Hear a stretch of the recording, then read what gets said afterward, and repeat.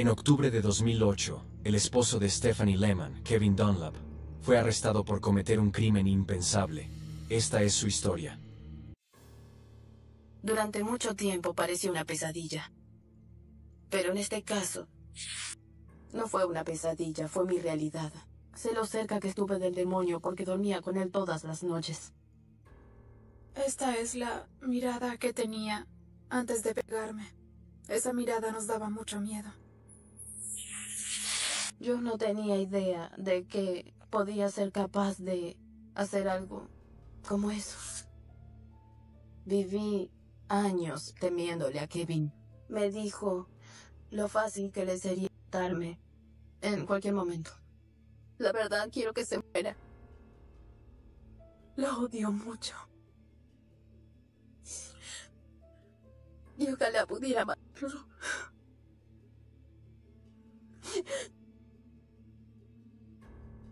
Este fue mi baile de graduación. Cuando miro esta foto, recuerdo que todo iba bien al principio. Nací y me crié en Hopkinsville, Kentucky. Conocí a Kevin por vecinos de mis padres. Cuando lo conocí yo aún estaba en la secundaria, era muy joven. Salimos unos 9 meses antes de casarnos. Me parecía bueno y dulce. Yo tenía una hija de 3 meses, Brooke, que Kevin trataba como suya y me encantaba el hecho de que fuera tan bueno con ella.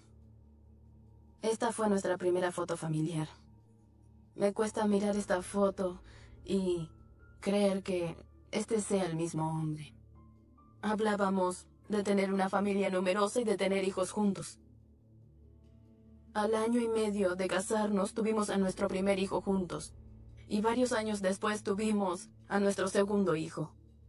Yo esperaba tener un buen matrimonio. Me gustaba pensar que Kevin estaba feliz en esta foto. Y yo estaba muy enamorada de él. Y desde luego no veía en él el hombre que terminó siendo. Stephanie nunca imaginó el mal que habitaba dentro de su marido, pero había habido señales.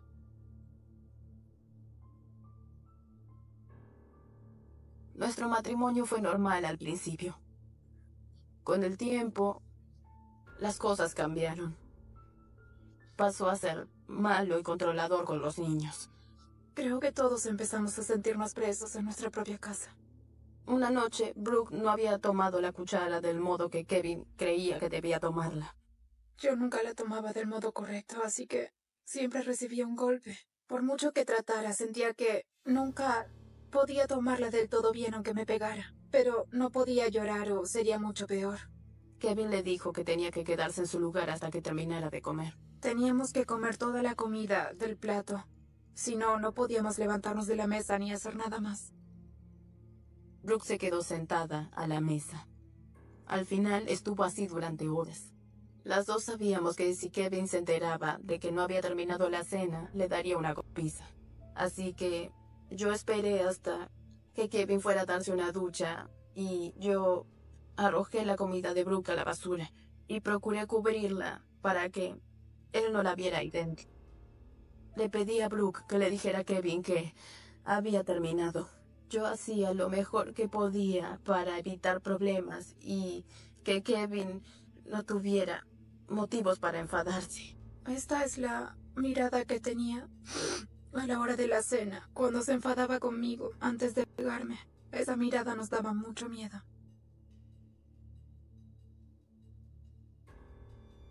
Pronto Kevin comenzó a aprovechar cada oportunidad para intimidar a su familia.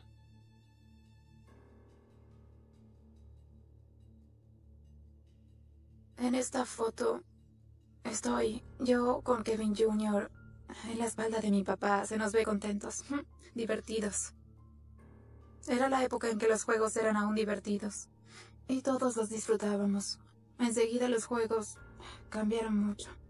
Dejaron de ser divertidos. Kevin halló el modo de usar a nuestros hijos para hacerme daño. Kevin sabía la sensación horrible que me producía que alguien se acercara y me tocara los pies. Cuando digo que no me gusta que me toquen los pies, piensan que eso es ridículo. Creen que estoy exagerando, pero la verdad, yo sentía que era una de sus formas de torturarme. Es algo que me hace muy mal, pero la gente no lo entiende. Ella se enfadaba, pero seguíamos haciéndolo porque él nos seguía incitando. Sin importar lo que ella dijera, siempre le hacíamos caso a él, porque sabíamos que su castigo siempre sería peor que el de ella. Después de lo que pareció una eternidad, Kevin quedó satisfecho. Me soltó y se fue de la sala. Y todo volvió a la normalidad. Kevin inventaba juegos con todo lo que pudiera hacerme daño. Y creo que él lo disfrutaba. A medida que el comportamiento controlador de Kevin empeoraba, también lo hacía su temperamento violento. Habíamos vuelto de la escuela, y mi papá llegó a casa. Le dijimos que estaba durmiendo. Ya parecía enfadado, y entonces entró furioso en la habitación. Nunca oí a Kevin entrar en la habitación. Yo no sabía que había llegado a casa, y cuando quise darme cuenta, Kevin vino hasta el costado de la cama, me tomó del cabello y me arrastró fuera de la habitación. No sabía por qué estaba alterado. Yo no entendía, y él me empujó muy fuerte y me golpeé la cabeza con la pared. Recuerdo que lloraba, y él me dijo, te daré un motivo para llorar. Mientras Kevin me arrastraba por el corredor, yo le pedía que por favor parara, que me dolía la cabeza, que por favor... Kevin Jr. y yo teníamos mucho miedo. Vimos que quería llevarla hacia afuera y ella se resistía. Él te miraba con mucha maldad. Era lo único que reflejaban sus ojos. No sabía por qué estaba alterado. Solo quería complacerlo y que no se enfadara. Así que solo me disculpé. Como la casa vecina estaba muy cerca, sabía que afuera no corría peligro. A Kevin le importaba lo que pensaban los demás. Diría que él se tranquilizó. Esa era la primera vez que lo veía ponerle la mano encima a mi mamá. Me sentía muy confundida. ¿Acababa de ver eso o era mi imaginación? ¿En verdad había pasado? No entendía por qué ella no estaba enfadada con él por la forma en que la trataba. Para ella todo parecía estar bien. Las agresiones violentas de Kevin se volvieron más comunes para la familia. Con los años, Kevin empezó a golpearme o a arrojarme al piso. Siempre me golpeaba en partes que quedaran cubiertas por la ropa. Nunca me dejaba marcas. Nunca llamé a la policía porque tenía miedo de lo que pudiera hacerme a mí o a los niños después. Yo no quería que nadie supiera del maltrato y hacía todo lo posible por dar la imagen de familia perfecta. Mi papá estaba más enfadado. Ya no le importaba nada. Mi mamá era muy cautelosa y ponía atención a todo lo que hacía. Y mis hermanos y yo tuvimos que aprender a estar callados y no meternos en problemas. Yo me concentré en mi plan de terminar la universidad y conseguir un empleo para poder dejar a Kevin. Era una experta en fingir que teníamos una vida muy feliz. Tomamos esta foto un verano en que nos visitó su madre. Le hacía creer a su mamá que era el esposo perfecto, el padre perfecto. Lo mismo que yo les hacía creer a los demás. Si hubiera sabido lo que le esperaba a la de la foto, le diría que dejara todo y que huyera. Toma a los niños y vete ya. Kevin también comenzó a obsesionarse con las armas. En esos años de casados, Kevin compró varias armas. Y teniendo hijos pequeños, me ponía nerviosa que hubiera armas en la casa. Él siempre decía que las tenía por si alguien entraba a robar. Pero Kevin encontró un uso diferente para su pistola de perdigones. Un día nos encontrábamos en la sala de estar. Yo estaba con Kevin Jr. y mi papá tenía su pistola de aire comprimido. Disparaba unas bolitas de metal minúsculas, muy pequeñas. A veces practicaba disparando al blanco. De pronto sentimos un golpe en el cuerpo. Empezó a dispararnos a Kevin Jr. y a mí como si fuera un juego. Él tan solo se reía, como si fuera una especie de broma, pero nos dolía. Era como una picadura muy fuerte, como de una abeja. Aunque le decíamos que parara, él igual nos seguía disparando. Él seguía disparando, aunque nos quejáramos o nos doliera o le dijéramos que parara. Parecía que le gustaba, no le molestaba que nos doliera. Así que seguía disparando. Supongo que se dio por satisfecho. No le contamos nada de eso a mi mamá, ella nunca lo supo. Porque teníamos miedo de que si se enteraba terminara habiendo una pelea entre ella y mi papá. Queríamos que hubiera paz en mi casa, y si eso implicaba ocultarle algo a mi mamá, eso hacíamos. Un Halloween, Stephanie descubrió lo peligroso que podía ser el temperamento de Kevin.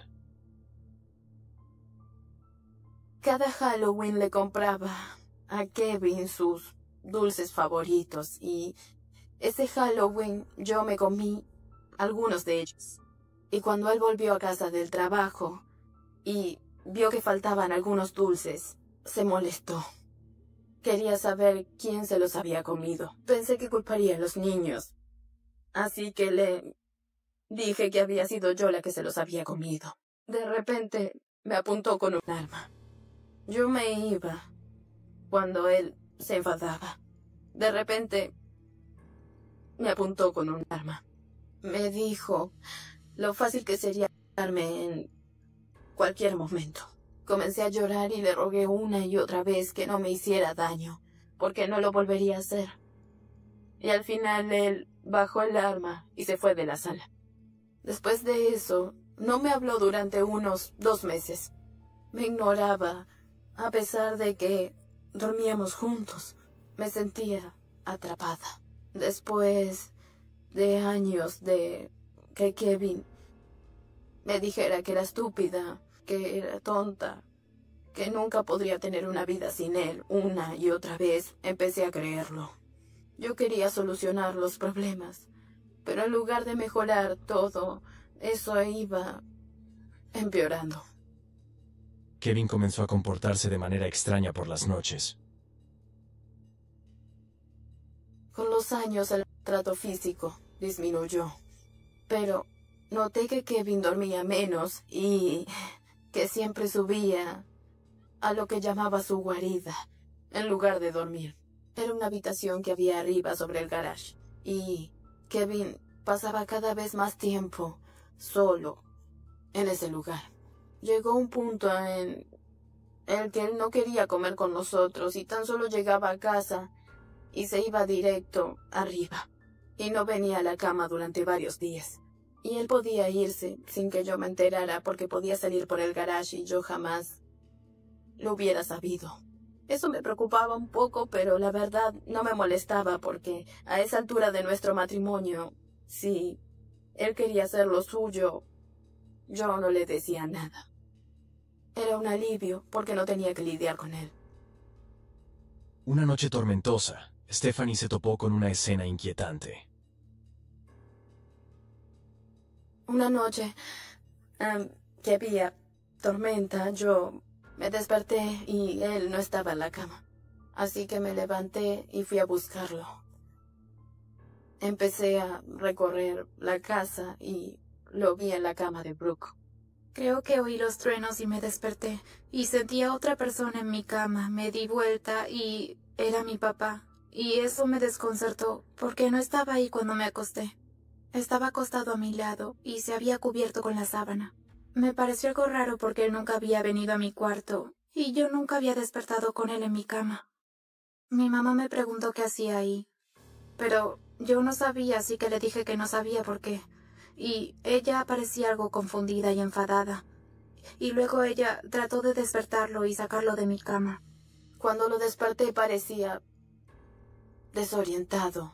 Había estado bebiendo antes esa noche y pensé que quizás se había confundido de cama.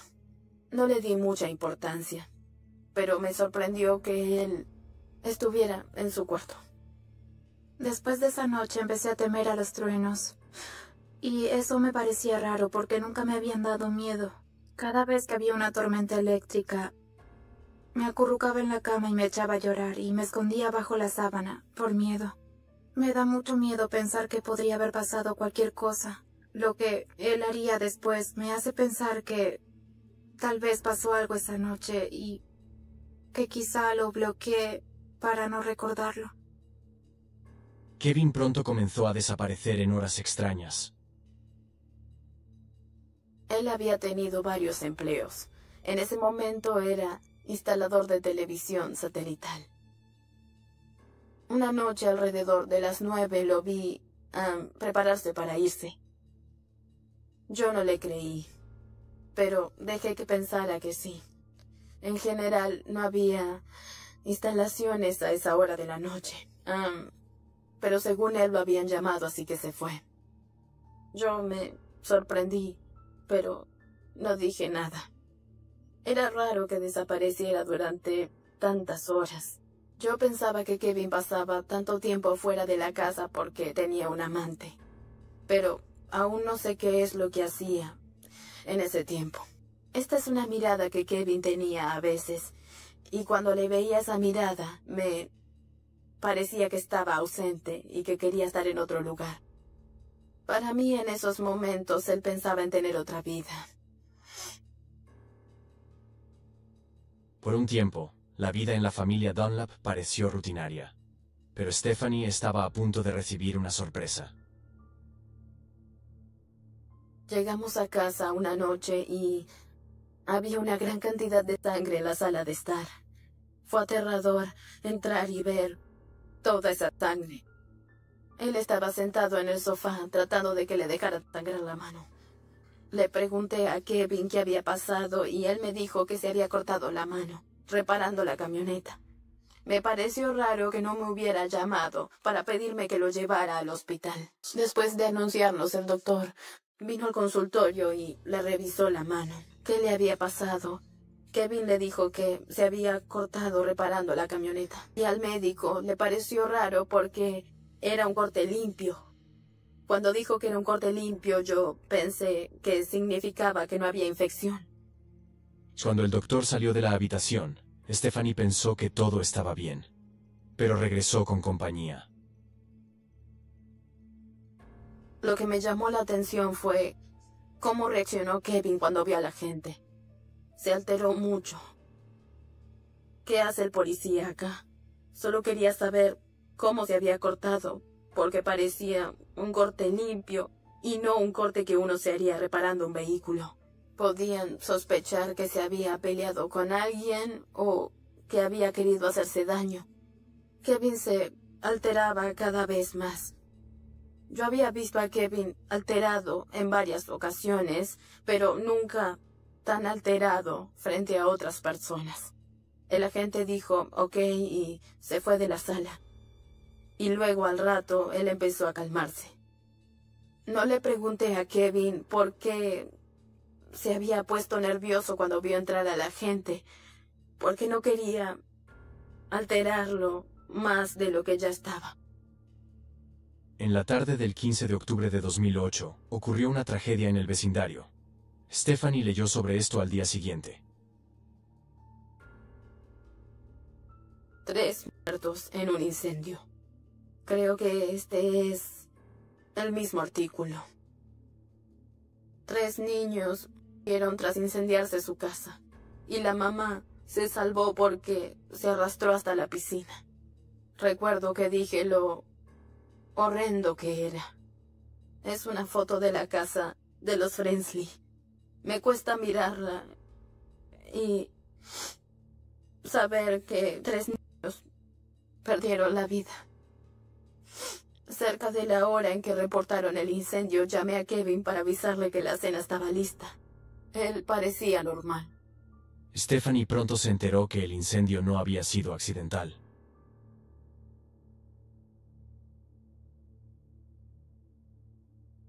Cuando él llegó a casa esa tarde, me dijo que lo habían detenido en su camioneta.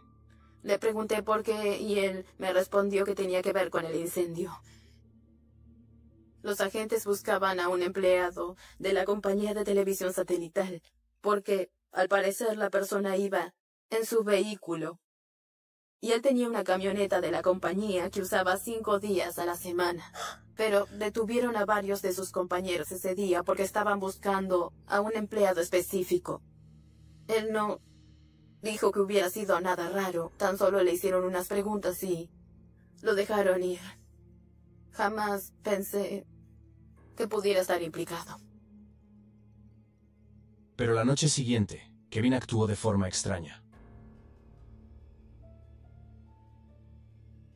Un par de noches después vi el artículo en el periódico. Brooke había invitado a dormir a una amiga. Ellas armaban la cama en el sofá, se quedaban mirando televisión, comiendo palomitas. Por lo que recuerdo esa noche, todo parecía normal. No me di cuenta de que no era así hasta más tarde. Mi amiga me dijo que ella estaba despierta cuando él entró a la sala. Y lo vio mirar por la ventana y caminar de un lado a otro, como si estuviera esperando algo. Ella se asustó. Me dijo que se lo veía muy nervioso y que no dejaba de mirar por la ventana como si estuviera buscando algo o esperando que pasara algo, y que incluso nos miró a nosotras dos. Yo también hubiera tenido miedo si lo hubiera visto así. El sábado por la mañana todo parecía normal, hasta que de pronto... Al otro día nos despertamos y nos preparamos para ir a la casa de nuestra vecina, porque mi mamá tenía que irse a un lugar con mi hermano menor, Aidan. Kevin Jr. y yo no llevábamos mucho en la casa de la vecina y nos dijeron que entráramos y nos alejáramos de las ventanas. No nos decían por qué, solo nos decían que debíamos quedarnos en ese lugar y que no podíamos mirar hacia afuera ni acercarnos, pero yo me escapé de donde tenía que quedarme para poder mirar por la ventana y ver lo que pasaba. Y ahí fue cuando vi que había patrullas en nuestra casa. Cuando volví a Hopkinsville fui directo a la casa de la vecina para ver a los niños. Vinieron 2 detectives.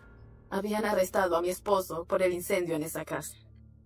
Recuerdo que no lograba entender y que trataba de pensar cómo mi esposo podía estar relacionado con el incendio.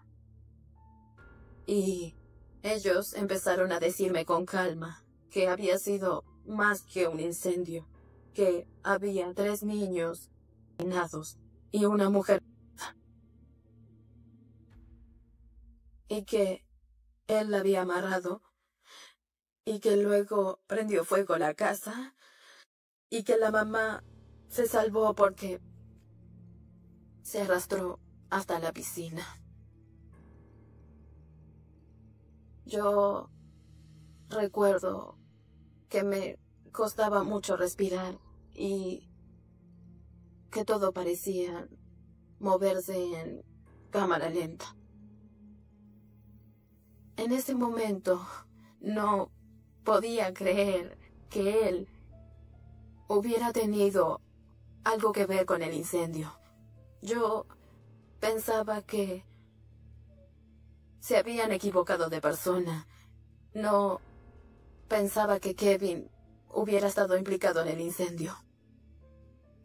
No vino a mi mente que Kevin me había contado que lo habían detenido hacía varias noches. Aún no relacionaba esos 2 hechos. No recuerdo nada después de eso. Lo siguiente que recuerdo es que estaba afuera, caminando por el jardín, con mi mamá. No recuerdo nada después de que me dijeron por qué habían arrestado a Kevin. Creo que bloqueé todos esos recuerdos. Los niños supieron que su papá estaba en la cárcel por hacer algo muy malo. Les conté los detalles cuando crecieron. Kevin Christie asesinó brutalmente a sus 3 hijos y luego vino a casa y se acostó junto a mí. Yo no creía que fuera capaz de hacer todo eso.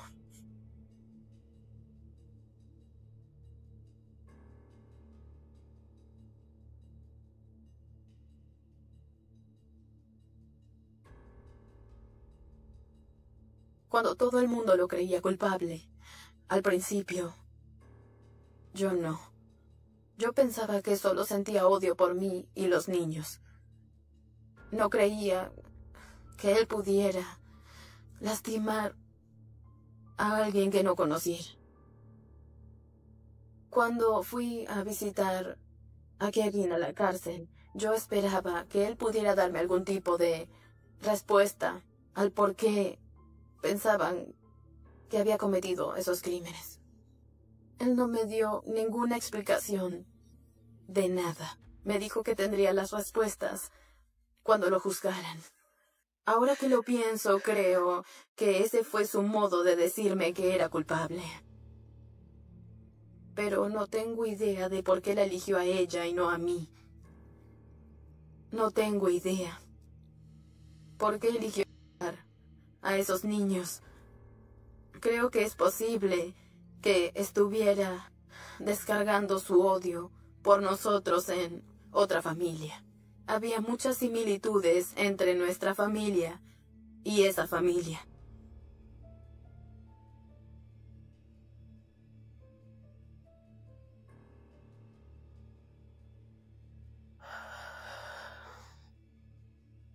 Esta es una foto de Ethan. Ethan tenía 5 años cuando Kevin lo apuñaló.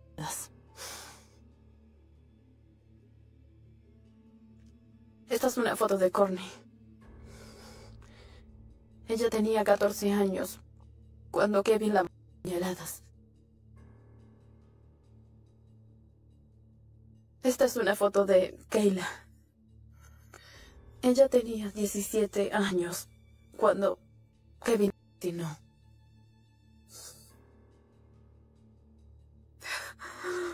Veo a los niños que mi papá. Veo a 3 personas que perdieron la vida antes de poder vivir. Veo a 3 personas que no merecían morir. Eran felices.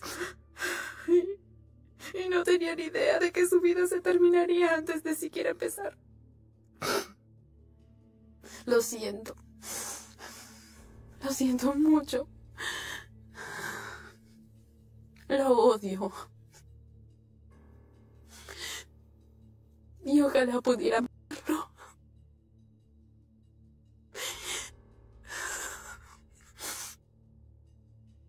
Stephanie y Brooke tuvieron dificultades para aceptar lo que Kevin había hecho.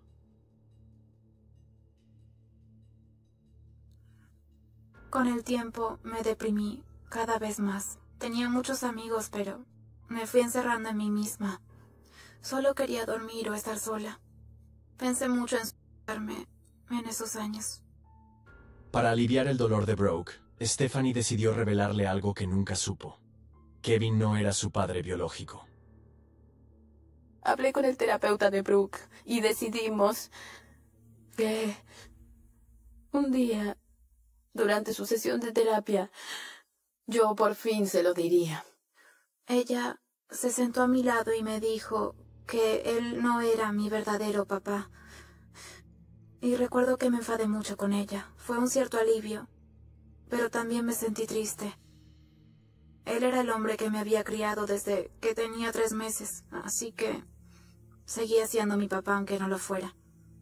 Pero no tenía su sangre, y eso me puso un poco contenta. Y finalmente empecé a dejar todo eso atrás, y la herida empezó a cicatrizar, poco a poco.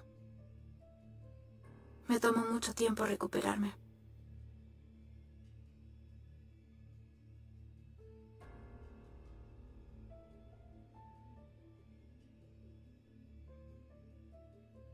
Recuerdo que me culpaba a mí misma. Me sentía culpable de que fuera esa familia y no la nuestra. La verdad, creo que si no hubieran arrestado a Kevin ese sábado a la mañana, con el tiempo hubiera a los niños y a mí. Sentí culpa durante mucho tiempo y aún no tengo respuestas, pero ya sé que nunca tendré las respuestas que estoy buscando. De todas formas, si lo ejecutan, sentiré un cierto alivio. Creo que la pena de muerte fue un castigo muy justo para Kevin. En un momento de nuestro matrimonio, yo lo quería. Pero el hombre que alguna vez quise no es el mismo hombre que cometió los crímenes. Pensé que conocía al verdadero Kevin, pero en verdad nunca lo conocí. Nadie en el pueblo de Merrill, Wisconsin, olvidará jamás la mañana en que encontraron el cuerpo de Harold Rains. No por el hecho de haberlo hallado sin vida, algo ya impactante por sí solo, sino por cómo fue hallado. La escena era grotesca, absurda, y desde el primer instante parecía un insulto a la lógica. Harold yacía boca abajo en medio de una zona boscosa, con el torso cubierto de sangre seca, la camisa desgarrada por 3 orificios de bala perfectamente alineados. En la espalda. Lo más extraño no era eso. Lo más desconcertante, lo que hizo que el rumor corriera como pólvora encendida por toda la región, fue que la policía en su primer informe lo calificó como un suicidio. ¿Sí? Suicidio. 3 disparos. En la espalda. Aquel 16 de octubre de 2009. El aire estaba húmedo como si el bosque supiera lo que escondía. 2 cazadores fueron los primeros en verlo. Pensaron que era un animal grande al principio, tal vez. Un oso por el tamaño del cuerpo y la forma en que yacía. Pero cuando se acercaron y vieron los pantalones vaqueros manchados, las botas de cuero y la sangre seca en la tierra, supieron de inmediato que aquello no era un accidente. Ni un animal. Era un hombre. Muerto. Llamaron a emergencias temblando. No porque nunca hubieran visto un cadáver en el bosque, uno se topa con todo tipo de restos, sino porque lo que vieron no tenía sentido. Parecía como si alguien lo hubiese tirado ahí como una bolsa de basura, declararía uno de ellos más tarde con voz quebrada. La policía local llegó al cabo de 20 minutos. Al principio la zona fue tratada como una escena de crimen. Colocaron cintas amarillas, comenzaron a sacar fotos, recogieron casquillos. Pero entonces algo cambió. Nadie supo por qué. A los pocos días, el jefe de policía, un hombre canoso, llamado Rick Murdoch, convocó una rueda de prensa y anunció que tras una investigación inicial, se había determinado que el señor Harold Rains probablemente se había quitado la vida con un arma de fuego. La incredulidad fue inmediata. Los periodistas no tardaron en llenar la sala de preguntas, todas parecidas. 3 disparos en la espalda. ¿Cómo se dispara uno a sí mismo 3 veces? ¿Dónde está el arma? El jefe Murdoch se limitó a repetir una y otra vez: no podemos divulgar más información en este momento. La comunidad estalló. No porque fueran expertos forenses ni policías retirados, sino porque nadie necesitaba un título para saber que nadie podía dispararse a sí mismo 3 veces por la espalda. Harold Rains tenía 47 años. Era un hombre callado, meticuloso, y con un rostro tan inexpresivo que a veces parecía ausente. Trabajaba como auditor fiscal en la oficina del condado. No tenía muchos amigos, pero tampoco enemigos visibles. Vivía en una casa solitaria en las afueras con un perro pastor y una cafetera que nunca lavaba. No bebía, no fumaba, no iba a fiestas. Su rutina era una cadena milimétrica de pasos previsibles: despertarse a las 5:45, correr durante 40 minutos, café sin azúcar, revisar correos, salir a la oficina. Regresaba antes del atardecer, paseaba al perro, cené, dormía y repetía. Era el tipo de hombre que parecía vivir para evitar ser notado. Pero había algo más. Algo que nadie supo hasta que murió. Algo que él mismo se encargó de esconder con esmero. Harold tenía miedo. Un miedo antiguo, paranoico y creciente. La primera señal apareció 3 meses antes de su muerte. Una vecina, Clarice Monroe, lo notó primero. Era extraño, dijo a los periodistas. Harold siempre saludaba con una leve inclinación de cabeza sin mirarte mucho a los ojos. Pero esa semana me tocó el timbre, 2 veces. Me preguntó si había visto autos extraños. Dijo que alguien lo seguía. Clarice pensó que estaba bromeando, pero no era así. Harold había comenzado a instalar cámaras en los árboles que rodeaban su casa. Pequeñas, casi imperceptibles. Luego luces de movimiento. Luego alarmas. Una noche incluso corrió detrás de un repartidor de Amazon gritándole que lo estaba vigilando. La policía fue notificada. Hablaron con él. Lo encontraron tenso, sudoroso, pero lúcido. Dijeron que no había señales de amenaza real, que tal vez era estrés. Le recomendaron ver a alguien. Harold no aceptó. A los pocos días su perro apareció muerto en el porche, envenenado. Nadie supo cómo, nadie supo quién, y Harold se derrumbó. Los últimos días antes de su muerte son un rompecabezas que solo se comprendió con las grabaciones de sus cámaras. En uno de los videos apenas iluminado, se ve a Harold salir al jardín a las 3 de la mañana. Está en bata. En la mano lleva un arma. Mira hacia el bosque. Gira sobre sí mismo una y otra vez. Habla solo. Están ahí, repite. Están ahí. Lo sé. Me están esperando. Pero cuando los investigadores analizaron esas imágenes, lo más inquietante no fue Harold. Fue lo que estaba al fondo. En una de las grabaciones, por apenas medio segundo, una silueta aparece entre los árboles. Estática, sin rostro, solo una sombra. Una figura humana, alta, inmóvil. No había nadie más en la propiedad. Al menos nadie que pudiera explicar eso. El día de su muerte, Harold no fue a trabajar. No envió correos, no atendió llamadas. A las 14:17 salió de su casa con su arma en el cinturón y caminó hacia el bosque dejando la puerta trasera entreabierta. Su última búsqueda en la computadora fue cuánto duele recibir un disparo en la espalda. Una hora después, su cuerpo yacía entre las hojas secas con 3 orificios alineados limpios, certeros. Imposibles de realizarse a sí mismo. No había arma junto a él, no había huellas, no había señales de lucha. Y sin embargo el informe policial fue claro: suicidio. La familia devastada se negó a aceptar el dictamen. La hermana menor de Harold, Emily, pidió una segunda autopsia. Contrató a un forense independiente de Chicago. El informe fue demoledor. Los disparos no fueron hechos a quemarropa. La trayectoria es descendente. El ángulo sugiere que fueron realizados por alguien de pie, mientras la víctima estaba de rodillas o tendida. Pero aún así, el caso no se reabrió. La rabia creció.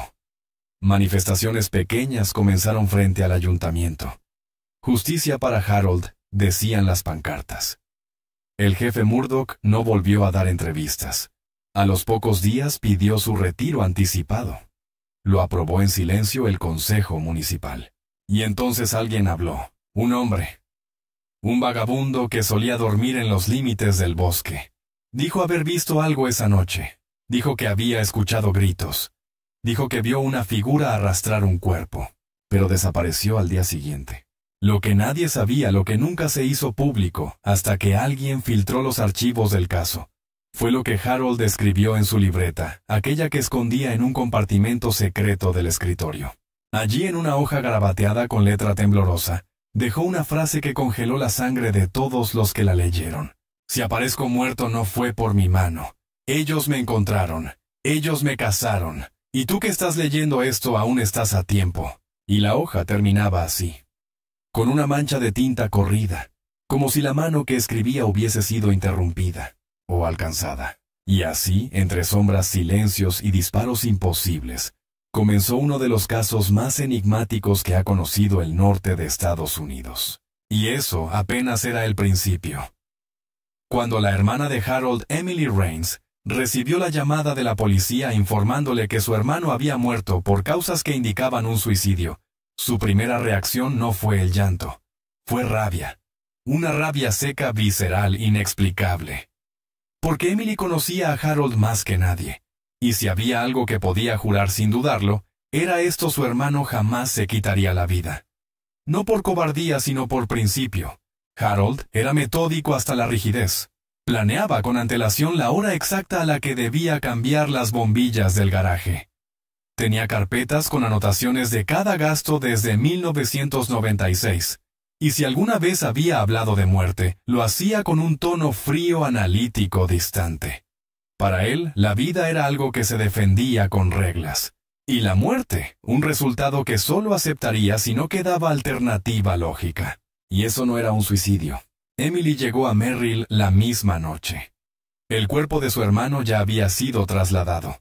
La casa estaba sellada con cinta policial, pero los agentes que vigilaban la entrada se apartaron sin mucha oposición cuando ella mostró su documento. Era su única familia. Al entrar, el olor a café viejo y madera húmeda la golpeó en la cara como un recuerdo no deseado. Todo estaba intacto, como si Harold fuera a regresar en cualquier momento. En el recibidor aún colgaba el abrigo marrón que él usaba cada otoño. Sobre la mesa, una taza medio llena. Fría, pero lo que más la impactó fue el silencio. Ese silencio denso que no es solo ausencia de ruido, sino la presencia de algo que no debería estar ahí. Avanzó por el pasillo con pasos lentos. Revisó la cocina, el salón, la habitación de Harold. Y luego se detuvo frente al escritorio. Ese escritorio, Harold tenía una obsesión con ese mueble. Jamás permitía que nadie lo tocara. Ni limpiadoras, ni amigos, ni siquiera Emily. Y ahora allí estaba, abierto, desordenado. Algo impropio de su carácter. Las carpetas estaban fuera de lugar, los cajones parcialmente entreabiertos, y en una de las esquinas, un papel arrugado. Emily lo desdobló. No era una carta, era un esquema. Una especie de mapa mental con nombres, fechas, flechas y círculos. En el centro un solo nombre resaltado con trazo grueso: Murdoch, el jefe de policía, el mismo que había cerrado el caso como suicidio en tiempo récord. Emily tragó saliva. No podía ser una coincidencia. Comenzó a registrar cada rincón del escritorio hasta que finalmente encontró una pequeña muesca en la parte inferior. Golpeó con los nudillos. Hueco. Fue por un destornillador. No tardó más de 5 minutos en sacar el fondo falso. Dentro una libreta negra y 2 dispositivos USB. La libreta era lo primero. Las primeras páginas eran anotaciones obsesivas. Detalles sobre autos que pasaban frente a su casa a horas impares. Placas anotadas. Nombres repetidos. Mismo hombre 3 veces esta semana en la esquina noroeste. SUV negro sin insignias se detuvo 11 segundos frente a la verja. Intaputam. Pero lo que venía después era aún más inquietante. Harold había comenzado a investigar una red. Eso decía él. Una red que, según él, operaba desde dentro de la administración local y que se dedicaba a borrar a quienes sabían demasiado. Lo llamaba el silencio invisible. Creía que había descubierto irregularidades en ciertos contratos públicos, proveedores fantasmas, dinero que desaparecía, y cada vez que pedía acceso a ciertos documentos, algo sucedía, su computadora fallaba, sus solicitudes eran ignoradas o peor. Alguien aparecía vigilando su casa. Emily pensó que tal vez su hermano se estaba desmoronando, que la paranoia había sido el resultado de una mente saturada. Pero al insertar uno de los USB en su computadora portátil, supo que no era así. Allí dentro había audios. Muchos. Grabaciones hechas por Harold con su teléfono. Voces distorsionadas. Conversaciones telefónicas. Y una en particular que la hizo detenerse. Era la voz de Harold hablando con alguien más. Un hombre. La conversación era tensa. «Tú entiendes lo que esto significa, ¿verdad?», decía Harold. «No sabes lo que estás haciendo, Harold. Hay cosas que no debes tocar. Estoy pidiendo explicaciones. Porque esos contratos están a nombre de empresas que no existen, porque hay gente poderosa que necesita que eso no se sepa. Entonces dímelo tú. ¿Quién está detrás?» Hubo un silencio largo. Y luego la respuesta: Rick Murdoch. Emily se echó hacia atrás como si el aire le hubiese golpeado el rostro. Esa voz no era desconocida. Trabajaba en la oficina del condado. Un tal Brian Kessler. Había sido amigo de Harold, al menos en la superficie. Ahora su voz quedaba atrapada en un archivo digital que podía dinamitar todo. Emily comprendió que no estaba frente a una teoría. Estaba frente a una advertencia. El segundo USB contenía imágenes. Fotografías tomadas por Harold con una cámara de largo alcance. Autos estacionados frente a su casa con las placas cubiertas.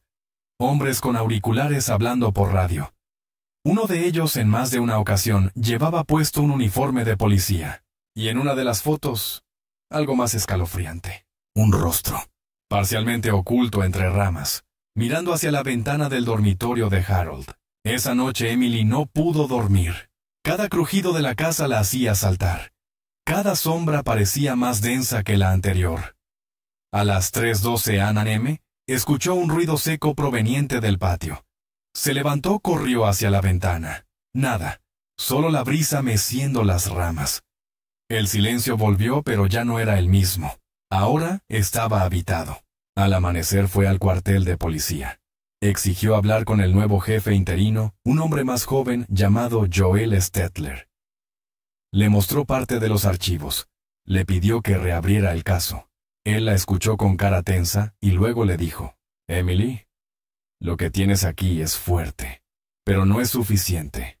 No para abrir un caso formal, no sin pruebas directas. Y te advierto algo, si vas por este camino vas a remover cosas que no te van a gustar». Emily lo miró sin pestañear. «Ya lo hice», dijo. «Y no voy a parar». 2 días después, su auto fue vandalizado. Le rompieron los cristales. Pintaron en el capó con pintura roja la palabra «detente». Emily no avisó a la policía. Ya no confiaba en ellos. Cambió de hotel, de número, y comenzó a escarbar por su cuenta. Fue entonces cuando encontró a alguien más, Sarah Langford, una periodista que había investigado en 2008 un caso parecido. Otro hombre que apareció muerto también en Merrill. Disparo único. Suicidio dudoso. Denuncias de corrupción en obras públicas. Sarah había escrito un artículo, pero el medio no lo publicó. Días después la echaron. Nadie habló más del tema. Emily la contactó. Al principio Sarah no quiso hablar.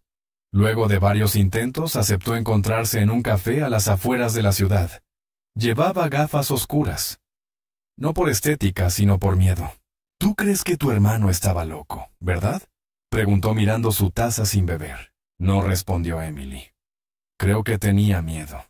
Pero no estaba inventando cosas». Sarah asintió lentamente. «Yo también vi cosas. Gente que desaparece, documentos que se borran, grabaciones que nadie debería tener. Y en el centro de todo, Murdoch. Él no está solo. Hay otros. Y te lo voy a decir porque creo que vas a seguir con o sin mí si sigues este hilo. Alguien va a querer cortarlo». Emily respiró hondo. «Entonces que vengan. Pero esta vez alguien va a tirar del otro lado también». La periodista le entregó una carpeta. Dentro había copias de archivos que logró rescatar antes de ser despedida. Correos cruzados entre figuras del gobierno local. Códigos, nombres clave. Y un dato que hasta ese momento nadie había dicho en voz alta. El fiscal del condado había archivado 15 denuncias similares en los últimos 10 años. Todas vinculadas a obras públicas. Todas con testigos que acabaron muertos, desaparecidos o supuestamente suicidados. Harold era el número 16. La noche siguiente, Emily encendió una vieja radio que había pertenecido a su hermano. Mientras buscaba estática, encontró una frecuencia débil. Una voz rasposa se filtró apenas audible. «No estás sola», decía. «Ellos están escuchando. Pero nosotros también». Emily se quedó inmóvil. La frecuencia desapareció tan rápido como apareció. Al día siguiente, alguien había dejado una nota bajo la puerta de su habitación de hotel.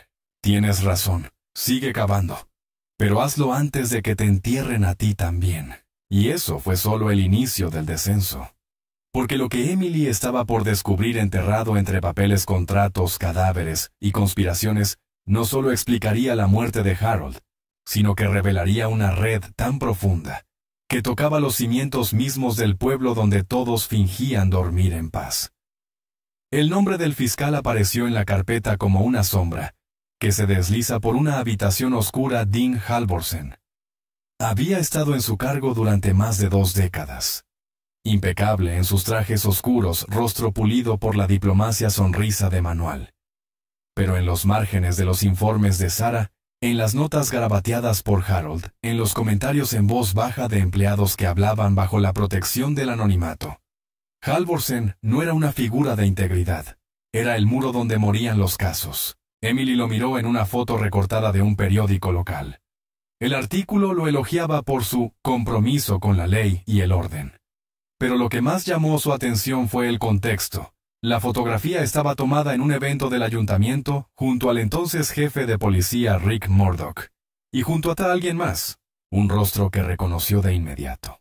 Brian Kessler, el supuesto amigo de Harold, el mismo que hablaba en el audio que Emily había escuchado la noche anterior. Algo estaba claro, todos los nombres empezaban a conectar entre sí como vértebras podridas en una columna quebrada. Y todos llevaban tiempo en el poder. Emily sintió un temblor en el estómago. No de miedo, sino de certeza. Su hermano no había muerto por lo que sabía, sino por lo que estaba a punto de revelar. Fue entonces cuando decidió ir más allá. Volvió a la casa de Harold. Esta vez no para llorar. Fue directo al sótano. Un lugar que su hermano rara vez mencionaba. Allí encontró cajas cubiertas por lonas, algunos archivadores, maletas y un viejo proyector de diapositivas. Lo encendió. La imagen parpadeó en la pared desnuda. Eran fotos, antiguas. Algunas databan del año 2001, otras más recientes. Imágenes de reuniones de funcionarios, planos de terrenos, obras públicas abandonadas. Pero una diapositiva sobresalió del resto. Era una foto aérea, un lote baldío en las afueras del pueblo, rodeado por bosque espeso. El archivo adjunto tenía una fecha 14 de febrero de 2007 y una etiqueta sitio A, no autorizado. Emily anotó las coordenadas. Al día siguiente al amanecer condujo hasta el lugar. El terreno estaba cercado, abandonado. Parecía que nadie había entrado en años. El cartel oxidado colgaba de un solo clavo y decía: propiedad del Estado, prohibido el paso. Pero el candado estaba roto, o más bien parecía haber sido cortado con precisión. Dentro el aire olía a humedad y a algo más tierra removida. Caminó con pasos lentos. Se abrió paso entre zarzas y ramas, y entonces lo vio. Una trampila, oxidada, apenas cubierta por hojas secas. Se agachó, retiró los restos, y con esfuerzo logró abrirla. Bajo tierra una escalera descendía hacia una estructura de concreto. No había luz, solo un túnel estrecho que parecía conducir hacia el corazón de algo que nunca debió existir. Y allí, bajo tierra, encontró los archivos. Era un búnker, pequeño pero sólido. En las paredes colgaban estanterías improvisadas, carpetas húmedas, cajas de cartón, rollos de planos. Y en un rincón, una computadora apagada. Emily revisó los documentos. La mayoría eran reportes de construcción, descripciones de materiales, presupuestos, firmas. Pero había algo extraño. Las obras jamás fueron terminadas. De hecho, algunas ni siquiera habían comenzado. Y sin embargo, los contratos estaban firmados, aprobados, pagados. Una y otra vez aparecían las mismas empresas: North Cross Development, Marion Logistics, Orbis Services Inc. Al buscar en Internet desde su celular, Emily se topó con lo mismo que Harold había denunciado no existían. Las páginas web eran genéricas, sin dirección real, con números telefónicos desconectados. Las empresas eran fantasmas, y el dinero real. Volvió a la computadora. Revisó el teclado. Aún húmedo, pero encendió. Un software antiguo. Accedió sin contraseña. Lo que encontró la hizo llevarse la mano a la boca. Carpetas con nombres, decenas, algunas con fechas, otras con etiquetas testigo, amenaza, crítico, y en varias, fotografías, rostros, datos personales, rutinas. Harold estaba en una, y no estaba solo. Sarah Langford también figuraba, y Emily también. La carpeta más reciente tenía fecha de hacía 5 días. Nombre: E. Rains, estado. Observada, prioridad alta, nota. Persiste en la investigación. Acceso a archivos de HR, posible contacto con medios, riesgo creciente. Emily sintió un escalofrío. Ellos sabían. No solo la vigilaban, sabían exactamente qué pasos había dado, qué había leído, qué estaba pensando hacer. Estaba en la lista, y no había marcha atrás. Cuando salió del búnker, el cielo comenzaba a cubrirse. Una lluvia fina empezó a caer. Pero lo que le heló la sangre no fue el agua, sino el ruido de una rama quebrándose. Giró. Nada. Pero entonces, otro sonido. Un clic. El clic metálico de un obturador. Alguien la había fotografiado. Corrió hacia el auto. Subió. Aceleró sin mirar atrás. Y mientras conducía un mensaje, llegó a su teléfono. Número desconocido. Una sola palabra. Bonita foto. Emily condujo hasta la vieja redacción donde solía trabajar Sarah. Allí le mostró todo. La periodista la miró como si viera un fantasma. Esto es demasiado, susurró. ¿A cuántos más crees que mataron? Sarah no respondió. Pero en sus ojos la cifra era incontable. Tomaron los archivos más comprometedores. Decidieron copiar todo. Encriptarlo. Distribuirlo. Sarah tenía contactos en otras redacciones. Gente que aún no había vendido su alma. Pero antes de irse, Emily hizo algo más. Escribió una carta. Dirigida al nuevo jefe interino Joel Stettler. Y esta vez no era una súplica. Era una amenaza. Tengo las pruebas. Tengo los nombres. Y tengo los medios. Si algo me pasa a mí, si algo le pasa a Sarah, o si alguien más muere de forma accidental, esto saldrá. Todo saldrá. Y caerán. Uno por uno. La carta la entregó en mano. El rostro de Stettler se tensó. No dijo nada. Solo la tomó y la guardó en su cajón. ¿Y si ya es demasiado tarde?, preguntó con un susurro. Emily lo miró con frialdad. Entonces, asegúrate de no morir antes de hablar. Esa noche, al regresar al hotel, Emily encontró la puerta de su habitación abierta. No forzada, solo entreabierta. Encendió el celular y comenzó a grabar. Avanzó con el corazón latiendo como un tambor roto. Revisó cada rincón. Nadie. Todo parecía intacto. Hasta que entró al baño.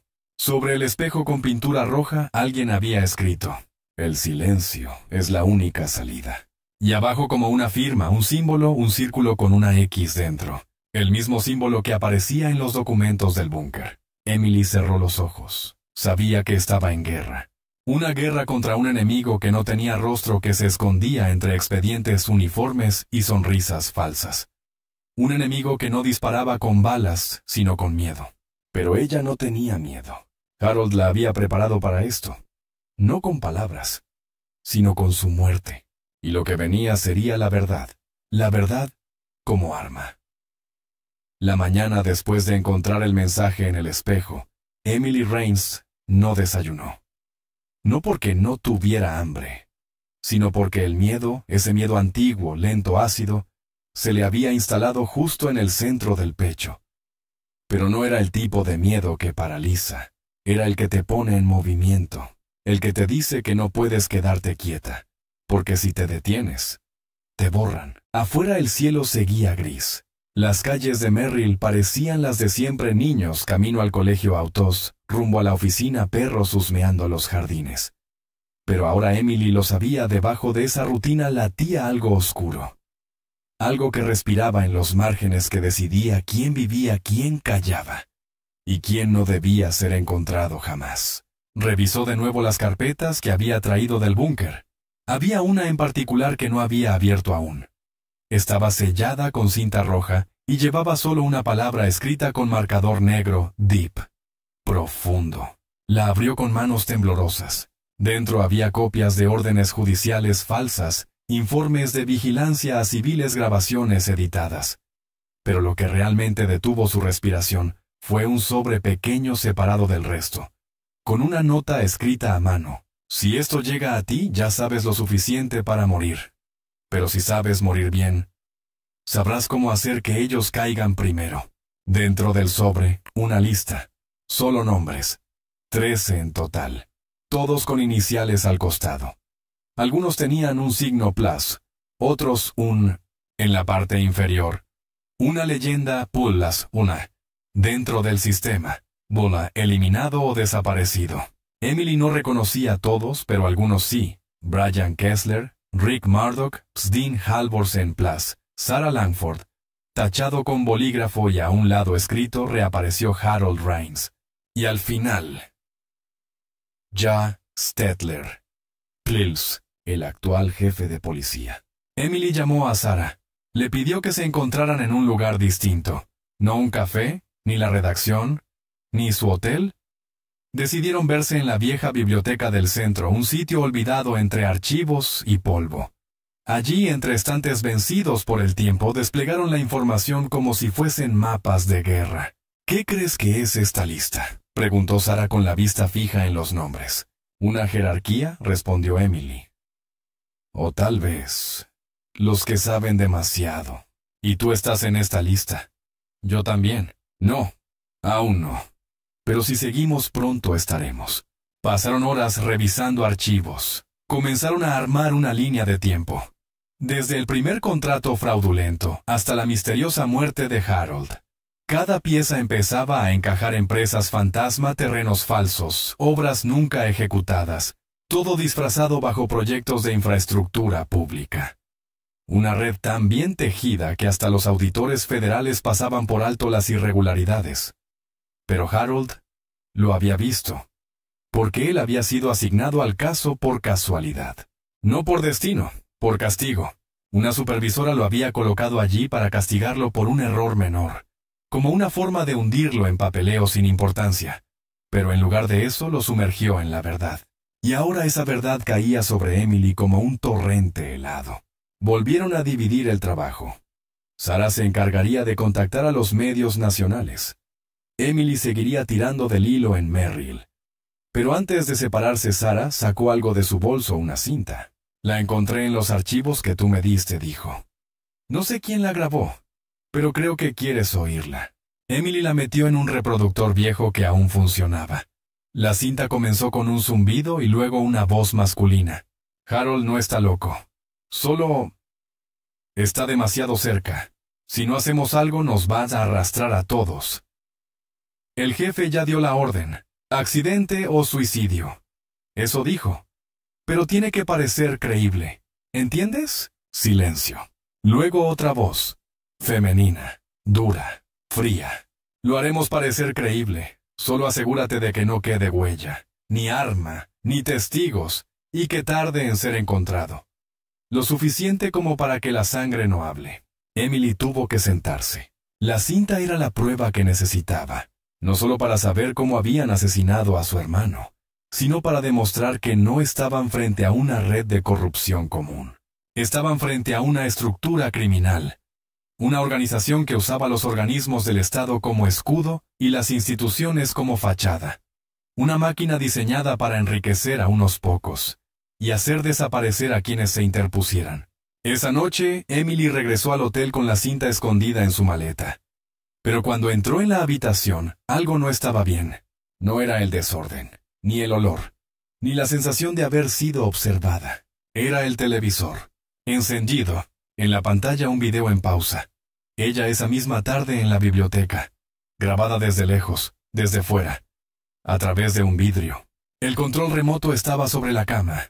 Encima un papel doblado. No te haremos daño. Solo detente. Pero lo más perturbador era lo que venía con la nota: una fotografía suya, dormida, en la habitación. Desde el ángulo solo podía significar una cosa: alguien había estado adentro mientras ella dormía.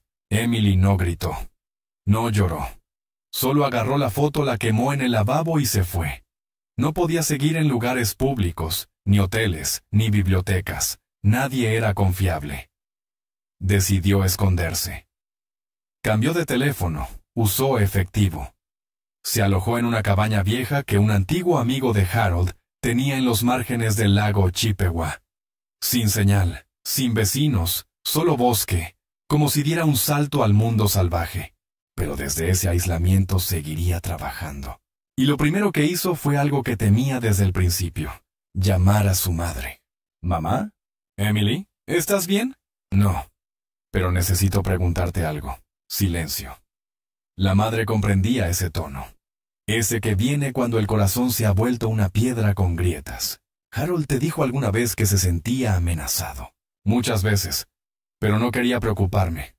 Me decía que no podía confiar en nadie, ni siquiera en ti. ¿En mí? No porque no te amara, sino porque sabía que si sabías algo, te meterías. Emily se quedó helada. ¿Y tú qué hiciste? Lo observé destruirse. en silencio, porque tu hermano era como tu padre. Cuando decidía algo ya nadie podía detenerlo. Él dejó algo más, una lista. Con nombres. Sí, la madre no habló durante un largo rato. Luego con voz bajísima preguntó, ¿está el mío? No. Entonces, escucha con atención y haz lo que él no hizo. Kem, sobrevive. Esa noche, Emily recibió una llamada desde un número desconocido. Al contestar solo escuchó una voz distorsionada. Estás más cerca de lo que crees. El error fue dejarte vivir. Pero eso se puede corregir. Colgó.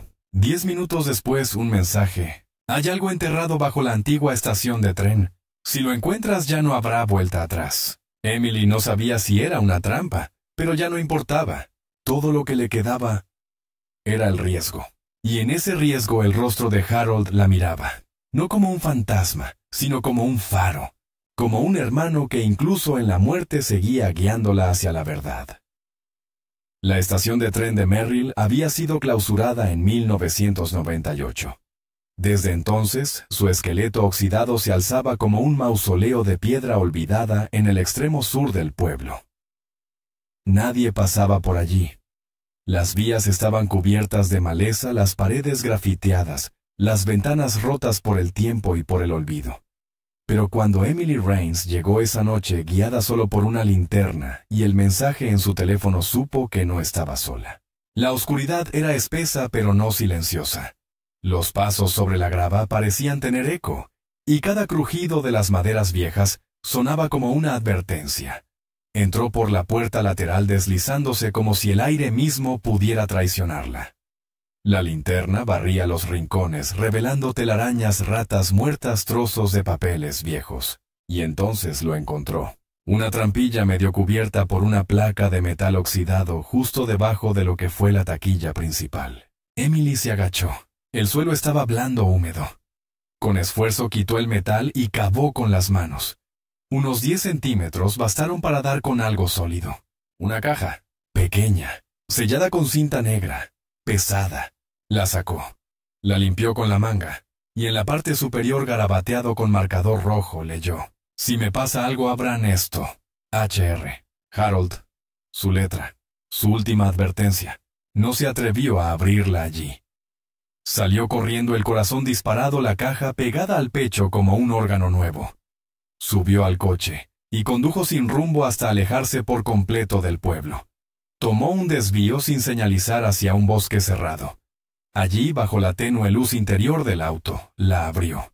Dentro había 5 cosas: una llave, un sobre con fotos, un disco duro externo, un mapa y una carta.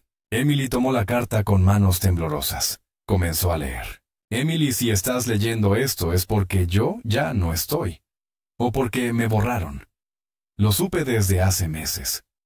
Empezaron a seguirme cuando rechacé firmar un informe. Era una auditoría amañada. Faltaban millones. Contratos fantasmas. Me amenazaron.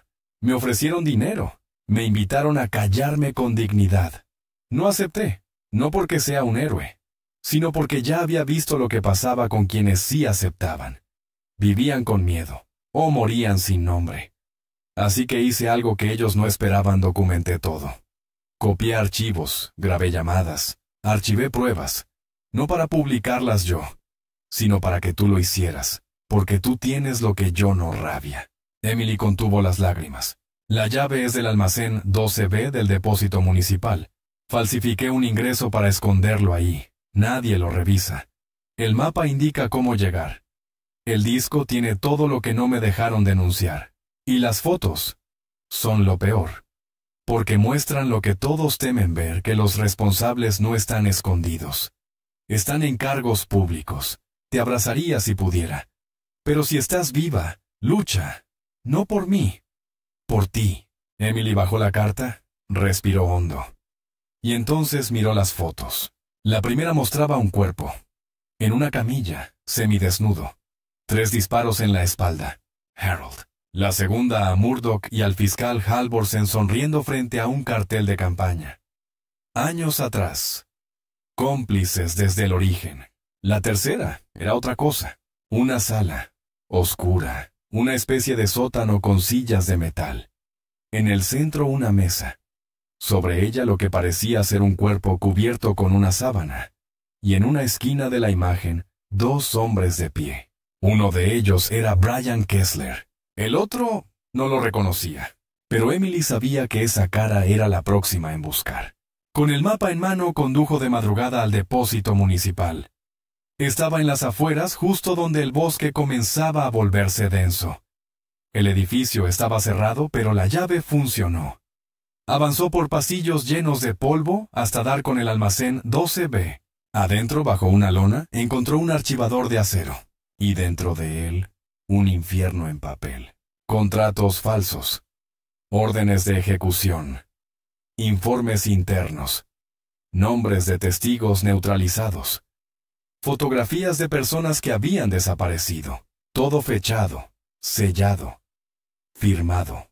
Y al fondo del archivador, un expediente completo con el nombre de su hermano. Caso HR-77. Estado resuelto. Método suicidio controlado. Emily sintió náuseas, pero no podía parar. Siguió leyendo.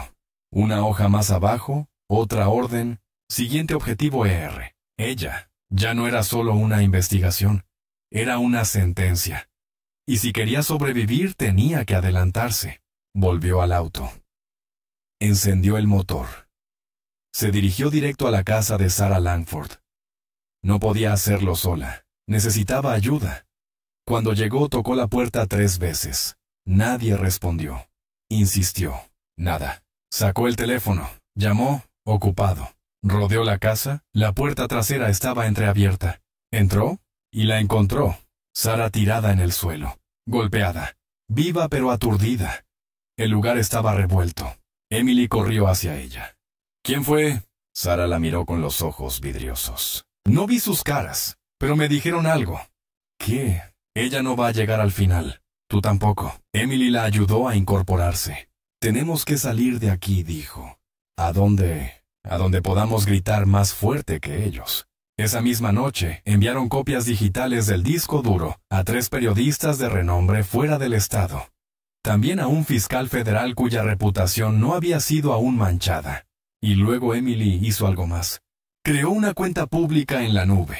Subió los archivos. Y dejó una publicación programada. Si algo me pasa, si dejo de escribir, si desaparezco. Abran esto. Y compartan. No por mí, sino por todos los que callaron por miedo. El silencio se acabó. El temporizador fue activado 72 horas. Si no era cancelado, el contenido se liberaría. Emily lo sabía, tenía 3 días. Y cada hora, alguien más estaría buscando su nombre. El temporizador marcaba 71 horas con 43 minutos. Emily Rains lo miró una última vez antes de cerrar el portátil y esconderlo en una mochila de doble fondo. La cuenta regresiva ya no era solo una medida de tiempo. Era una bomba que no podía desactivarse, una amenaza que respiraba por ella. Una promesa de que si caía alguien cualquiera, podría hacer justicia con solo pulsar compartir. La lluvia no había dejado de caer desde la madrugada. Cada gota golpeando el parabrisas del coche. Parecía un latido acelerado. Sarah dormía en el asiento trasero aún con un vendaje en la frente. Emily manejaba. No hablaba, no pensaba. Solo avanzaba. Tenían que desaparecer. Pero también moverse. Estaban en ese limbo exacto entre el anonimato y el ruido demasiado visibles para esconderse, demasiado peligrosas para dejar de ser buscadas. La radio sonaba bajito. Noticias locales. Todo parecía normal. Un accidente en la autopista, una tormenta al sur, un aumento de precios en el gas. Nada. Ni una palabra sobre Harold. Ni sobre la red. Ni sobre la investigación. El silencio. Era el mensaje más claro. Y entonces ocurrió. Un zumbido agudo. Luego interferencia. La radio se apagó sola. Emily la encendió de nuevo. Estática. Al segundo intento, la radio volvió a la vida, pero no en la estación habitual. Era otra frecuencia. Una voz masculina ronca habló sin presentación. Emily Rains. Tus pasos hacen más ruido del que crees. Apaga la alarma. Entrega lo que tienes. Y vivirás. La voz era desconocida. Distorsionada, como un rugido envuelto en metal. Emily pisó el freno. El auto se detuvo en seco. Sarah despertó sobresaltada. ¿Qué pasa? Emily tragó saliva. Ya saben del temporizador. Sarah se incorporó. ¿Cómo? Me lo acaban de decir. Por la radio. La radio. Están interceptando todo. No podemos confiar en nada electrónico. Ni siquiera esto. Apagó el coche. Quitó la batería del teléfono. Sacó el portátil. Lo envolvió en papel aluminio. Sarah la miraba como si estuviese perdiendo el juicio. Pero no lo era. Era otra cosa, una guerra de tecnologías, y ellas iban perdiendo. Se refugiaron en una vieja cabaña abandonada, que Harold había utilizado una vez como escondite fiscal en sus inspecciones. Sarah recordó la ubicación gracias a un mapa guardado entre los archivos del búnker. Al llegar todo estaba intacto. Olía a madera vieja, humedad y soledad. Era perfecta. Pasaron el resto del día revisando nuevamente los documentos. Emily tenía una obsesión en encontrar la conexión que aún no se veía, porque si todo estaba tan bien organizado, ¿quién lo dirigía? ¿Quién estaba por encima de Murdoch? ¿Quién autorizaba las órdenes de neutralización? ¿Quién decidía que Harold debía morir? La respuesta vino en una carpeta olvidada, un membrete, Northridge Legal Consultants, una firma de abogados que aparecía en varios de los contratos. Y en las notas de Harold, una línea subrayada varias veces. NRLC no firma. NRLC aprueba. Emily buscó el nombre del director. Lo encontró al final de un documento. Vincent DeWitt. Nadie en Merrill conocía ese nombre. Pero al buscarlo en archivos abiertos, Emily supo por qué. No era local. Ni siquiera estatal. Era federal. Un exfuncionario del Departamento de Justicia reconvertido en asesor privado. Y según Forbes, uno de los 10 hombres más influyentes en negociaciones legales de infraestructura. No salía en televisión, no daba entrevistas, pero movía hilos, y Harold había anotado su nombre con tinta roja. Emily comprendió que no estaban enfrentando una red de corrupción local. Estaban tocando el borde de una telaraña nacional, y acababan de poner un dedo justo en su centro. Sarah quiso retroceder. Su rostro era pálido, no de miedo, sino de claridad. Esa claridad que llega cuando entiendes que ya no hay vuelta atrás. Esto no es un crimen, es una estructura. Y la estructura ya sabe que estamos adentro, respondió Emily. Decidieron que esa noche no dormirían. Prepararon múltiples copias de los archivos. Cifraron la nube. Enviaron nuevas alertas a los contactos federales. Pero algo no cuadraba. Al revisar las estadísticas de acceso, Emily notó algo inquietante. Alguien había intentado entrar a la nube. Desde dentro del sistema del FBI. Ya están moviendo todo, dijo. Están filtrando la investigación desde los niveles más altos. Y entonces llegó un mensaje en uno de los correos que Sarah usaba solo para emergencias. Van por ella. Esta noche. 40 AM. No dejes que te encuentren con ella. Sarah palideció. ¿Creen que me voy a quebrar si te matan delante de mí? Emily se quedó en silencio. Y luego, con un hilo de voz, tienen razón. No. Porque tú no vas a estar ahí. ¿Qué? Sarah abrió un compartimento en la pared de la cabaña. Sacó una caja de metal con un teléfono satelital. Vete. Ahora. Yo los distraigo. Los hago creer que estamos juntas. Les doy algo. No te voy a dejar. Emily. Yo ya estoy marcada. Tú aún puedes correr. Emily sintió que algo en su pecho se desgarraba. Me prometí que no volvería a dejar morir a nadie por esto. Entonces no mueras tú también. Se abrazaron en silencio. Emily corrió hacia el coche sin mirar atrás. Mientras tanto, Sarah encendía la radio vieja, colocaba la laptop abierta en la ventana y reproducía en bucle un video donde ambas aparecían hablando. Un cebo. Eran las 3:52 AM. 8 minutos después llegaron. Emily lo supo porque desde el bosque escuchó los pasos. Muchos. Uniformes, voces, una orden. Aquí adentro. Y luego, un grito. Un solo disparo. Después silencio. Emily contuvo el llanto. Su cuerpo temblaba, pero sus manos no. Porque sabía que el sacrificio de Sarah no era solo una tragedia. Era una puerta. A las 5:15 AM, accedió a la nube desde el teléfono satelital. Modificó el temporizador. Ahora quedaban 12 horas. 12 horas para que todo saliera a la luz. 12 horas para derribar un imperio construido sobre cadáveres. 12 horas para que el nombre de Harold Raines, el hombre que se suicidó con 3 disparos en la espalda, se convirtiera en el primer ladrillo de una verdad que esta vez no podría ser enterrada. La carretera estaba desierta. Solo el rumor del viento y el rugido sordo del motor acompañaban a Emily mientras conducía en línea recta hacia el este, como si huir fuese una forma de rezar. El reloj del tablero marcaba las 6:23 de la mañana. El cielo comenzaba a aclararse, pero no traía paz. La luz era pálida y todo lo que tocaba parecía más muerto que vivo. Sarah había muerto por ella. No era una suposición. Era una certeza que le quemaba en los labios cada vez que intentaba decir su nombre. El sacrificio no había sido inútil. Pero tampoco era suficiente. Quedaban menos de 10 horas para que los archivos se publicaran automáticamente. Y Emily sabía que antes de que eso ocurriera, alguien iba a intentar borrarla del mapa. No era paranoia. Era matemática. Así que hizo lo único que podía: cambiar las reglas del juego. A las 7:40, se detuvo frente a una estación de servicio en las afueras de Madison.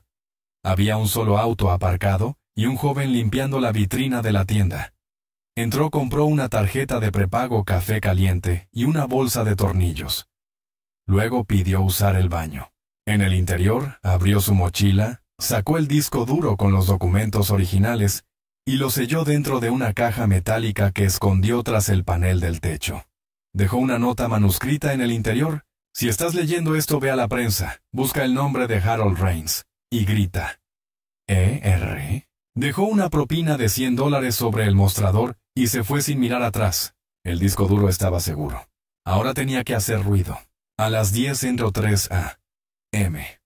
Emily caminó directamente hacia el edificio de la cadena estatal WPRS News, en el centro de Milwaukee.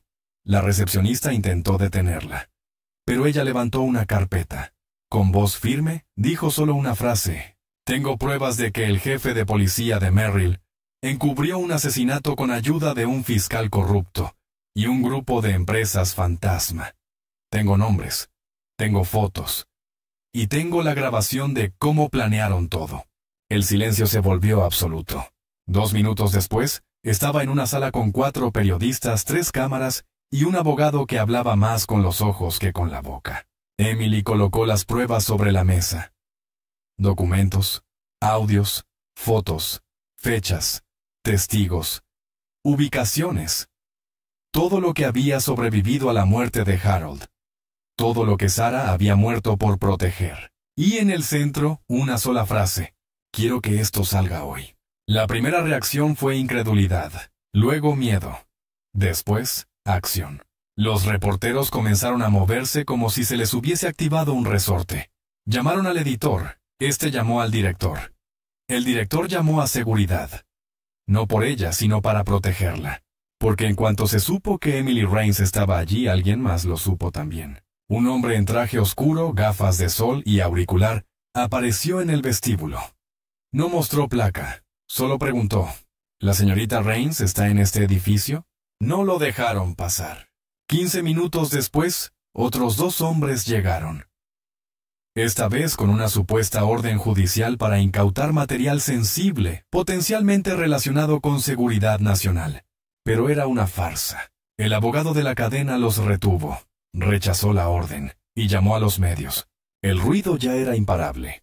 A las 11:27 la cadena interrumpió su programación. Una imagen fija, una voz en off. Última hora, una ciudadana ha entregado documentación que podría implicar a funcionarios estatales y federales en una red de corrupción, desapariciones y asesinatos encubiertos como suicidios. El caso gira en torno a la muerte de Harold Raines, un auditor fiscal que fue hallado muerto con 3 disparos en la espalda, y cuyo caso fue cerrado como suicidio por el jefe de policía Rick Murdoch. Y entonces la bomba cayó. Transmitieron la grabación. Harold no está loco, solo está demasiado cerca. El jefe ya dio la orden. Accidente o suicidio. Eso dijo. Pero tiene que parecer creíble. Las redes explotaron. Justicia para Harold, Mulla, el silencio tiene nombre. No fue suicidio. En menos de una hora la historia fue recogida por otros medios. En menos de 3, comenzó a circular el nombre de Murdoch, junto al de Halvorsen y la firma Northridge Legal Consultants. A las 12:00 p.m., la nube liberó el resto de los archivos. Emily lo vio en directo.